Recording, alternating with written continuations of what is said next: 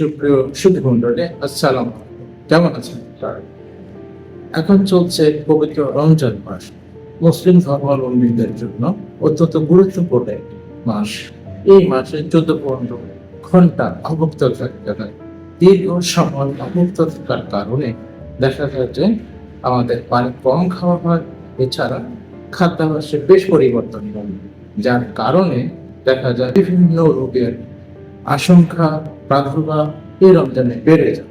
তার কি কি সেই রোগ এবং সেই রোগগুলো থেকে বাঁচার জন্য আমাদের কি করণীয় সে ব্যাপারে আজকে এই ভিডিওতে আলোচনা করা হয়।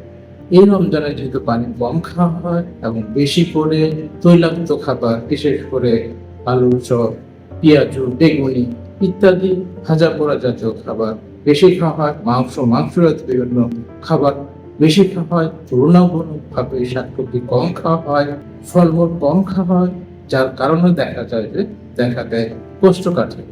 এই কোষ্ঠকাঠিন্যের জন্য বায়ুপথে বেশ কিছু রোগ এর রমজানের সময় বেড়ে যায়, যেমন অ্যানাল ফিশার, যেটাকে আমরা গ্যাস বলে থাকি। এছাড়া হচ্ছে পাইলস বা হ্যামোরয়েড অথবা কষ্ট, এই রোগের সংখ্যা বেড়ে যায়।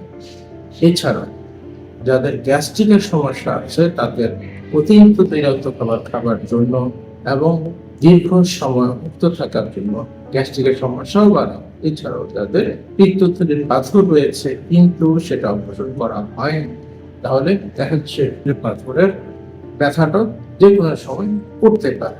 এছাড়াও পানি কম খাওয়ার কারণে দেখা যায় যে পানি জাতীয় খাবার কম খাওয়ার কারণে দেখা যায় যে ইনফেকশনের সম্ভাবনা বাড়ে। তাহলে কি করবো, কিভাবে এই রোগ থেকে নিজেকে বাঁচাবো সেই ব্যাপারে একটু আলোচনা করা যায়।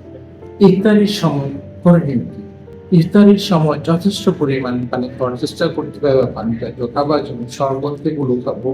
তৈলাক্ত খাবার যত কম পারা যায়, ভাজা করা যত কম পারা যায়, মাংস জাতীয় খাবার যত কম পারা যায় সেটা আমরা চেষ্টা করবো। বেশি করে ফলমূল খাবো, ফলমূল দিয়ে ইফতার করবো। চিড়া খেতে পারি, চিড়ার সাথে আমরা চিড়া দিয়ে দই কলা দিয়ে খেতে পারি, মাঝে মাঝে একটু খিচুড়ি খেতে পারি এবং বেশি করে পানি খেতে পারি এবং পর্যাপ্ত পরিমাণ ইফতার। অতিরিক্ত খাবার খেতে পারে, সারাদিন খাইনি বেশি করে খাই, এটা ছিল না। ইফতার করে আমরা একটু হাঁটা চলা করবো। এরপর নামাজ পড়ার পরে আমরা রাতের খাবারটা খেয়ে পারি। রাতের খাবারটা যেন পরিমাণ মতো হয়, অতিরিক্ত যেন না হয় সেটা খেয়াল রাখতে হবে। রাতের খাবারে বেশি করে আমরা শাকসবজি রাখার চেষ্টা করবো বা মাছ রাখার চেষ্টা করবো। একটু মাংস দিতে পারে, খেয়ে একটু হাঁটাহাঁটি করবো, তারপর আমরা শুয়ে পড়বো।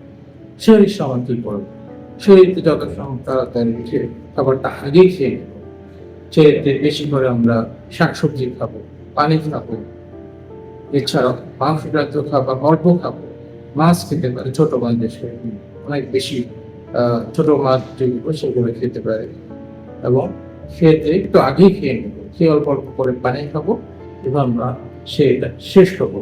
যদি এভাবে আমরা খাদ্যাভ্যাসটা চালিয়ে যায় এবং সাথে সাথে তৈলাক্ত ভাজা খাবার একটু কম খাওয়ার চেষ্টা করি, তাহলে এরূপগুলো থেকে বাঁচতে পারবো। এছাড়াও যারা গ্যাস্ট্রিকের সমস্যা আছে, এই খাদ্যাভ্যাসের সাথে তাদের গ্যাস্ট্রিকের জন্য যে ওষুধগুলো খেতে হয় সেগুলো একটু নিয়মিত খাওয়ার চেষ্টা করবো। যদি এই অভ্যাসগুলো আমরা চালিয়ে যাই, আশা করি আমরা এই প্রজাগুলো সুন্দরভাবে সম্পন্ন করতে পারবো। সবাইকে ধন্যবাদ জানাচ্ছি। আবার দেখা হবে পরবর্তী। আসসালামু আলাইকুম।